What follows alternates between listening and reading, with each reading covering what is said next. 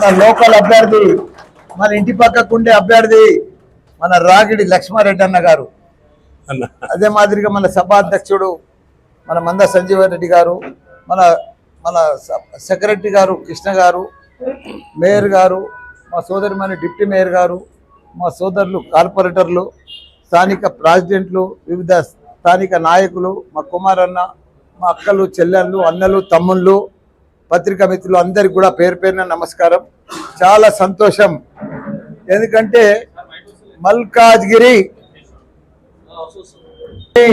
MP అంటే ఈరోజు మన లక్ష్మారెడ్డి అన్న అడ్డా. ఎందుకంటే ఎవరి తరము కాదు, మన కేసీఆర్ గారు అట్లా తయారు చేసిండు మల్కాజ్గిరిని, తెలంగాణ రాష్ట్రాన్ని కని విని ఎరగని రీతిలో దేశంలో ఏ రాష్ట్రము అభివృద్ధి కాని లెక్కకు 28 రాష్ట్రాలుంటే 28 రాష్ట్రాలలో నంబర్ 1 రాష్ట్రంగా అన్ని రకాల కూడా తాగునీరు కానీ, సాగునీరు కానీ, కరెంటు కానీ, పథకాలలో కానీ, కళ్యాణ లక్ష్మిలు కానీ, రైతు బంధు కానీ, రైతు బీమా కానీ, ఒంటరి మేళ పింఛను కానీ, దివ్యాంగుల పింఛను కానీ, ఇవన్నీ కూడా దేశంలో ఎక్కడ లేని విధంగా మన సీఎం కేసీఆర్ గారు కళ్ళల్లో ఒత్తులేసుకొని ఇవన్నీ కూడా అభివృద్ధి చేసిన ఘనత ఏకైక సీఎం, మాజీ సీఎం కేసీఆర్.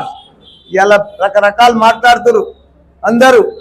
ఎక్కడ చూసినా మనకు 24 మనకు తాగునీరు ఇచ్చిన ఘనత కూడా మన కేసీఆర్, సాగునీరు ఇచ్చిన ఘనత కూడా మన కేసీఆర్. 46,000 చెరువులు మంచి ఎండాకాలంలో మే జూన్లో గలగల గలగలలాడుతుండే, ఏ ఊరికి పోయినా ఏ చెరువు చూసినా అసుంటిది. ఇప్పుడు చూస్తే అంతా ఎండిపోతా ఉన్నాయి. కాంగ్రెస్ వచ్చింది, ఎండిపోతా ఉన్నాయి. అట్లా యథా రాజా తదా ప్రజ అన్నట్టు మొత్తం ఇక్కడ దాదాపు తయారైంది.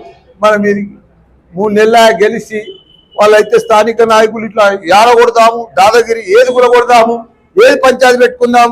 ఈ నరసింహన్ నాకు వర్తలేడు, ఈయన గులగొట్టేసి, ఈయన నాకు దోస్తు, ఈయన ఉంచే. ఇట్లా తయారైంది రాజకీయం.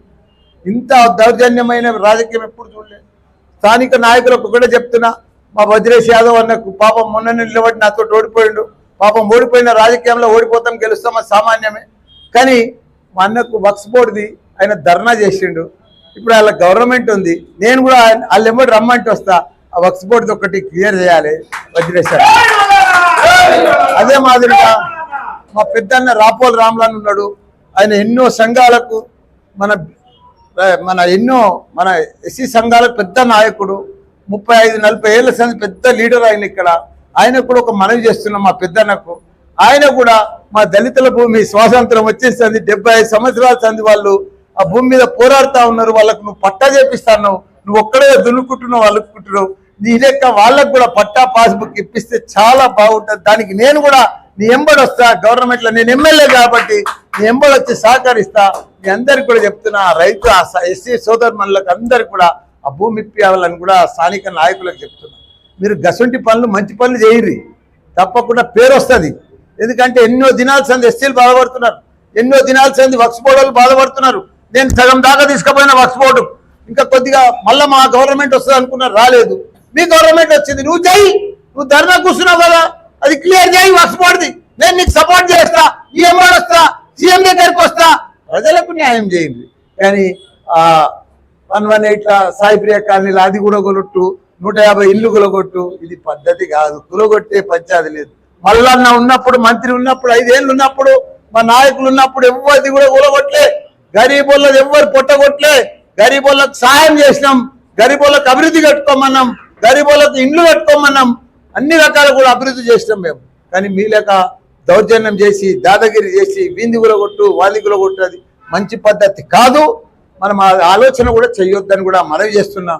ఏది ఏమైనా తెలంగాణను అన్ని రకాల అభివృద్ధి చేసిన ఘనత మన కేసీఆర్, కేటీఆర్. ఇవాళ హైదరాబాద్ సిటీని అంతా కూడా 9 లక్షల మందికి ఐటీ ఉద్యోగాలు ఇప్పించిన ఘనత, మంచి మంచి మల్టీనేషనల్ కంపెనీలు తెచ్చిన ఘనత మన కేటీఆర్ గారు.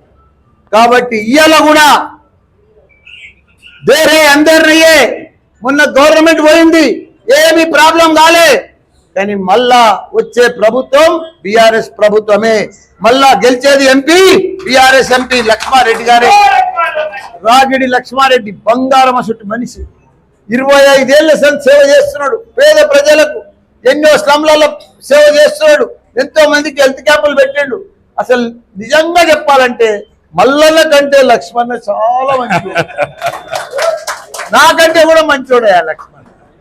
ఆయనను మనం గెలిపించుకోవాలి తప్పకుండా. మీరందరూ కూడా భారీ మెజార్టీ తోటి ఒక సైనికుల మాదిరిగా పనిచేసి, ఎట్లయితే మొన్న నాకు పనిచేసిండ్రో అంతకంటే ఎక్కువ పనిచేస్తే గ్యారంటీగా మన లక్ష్మణ ఎంపీ అయిపోతాడు, మనకు అన్ని రకాల సేవ చేస్తాడు. మన ఇంటి పక్కోడు, మన ఇంటి దగ్గరోడు, మన ఇంటి ముఖ ఉంటాడు, పిలిస్తే పలికేటోడు, ఎప్పుడంటే అప్పుడు వచ్చేటోడు. ఇటువంటి లీడర్ దొరకడు.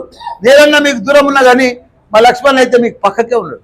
కాబట్టి ఆయనకి ఎంత అవకాశం ఉందంటే 7 నియోజకవర్గాలలో 7 ఎమ్మెల్యేలు బీఆర్ఎస్ఏ, 7 నియోజకవర్గాలలో 7 కార్పొరేటర్లు బీఆర్ఎస్ఏ.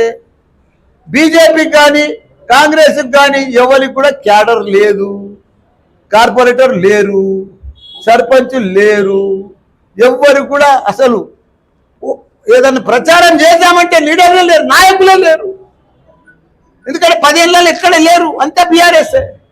కాబట్టి వాళ్ళకి ఎవ్వరు కూడా ఇద్దరు గెలిచే ప్రసక్తే లేదు. గెలుపంటే బీఆర్ఎస్, గెలుపంటే మా లక్ష్మణ. భారీ మెజార్టీతో గెలవబోతున్నాడు మన లక్ష్మణ. మంచోడు, బంగారం అసుటి మన లక్ష్మణ.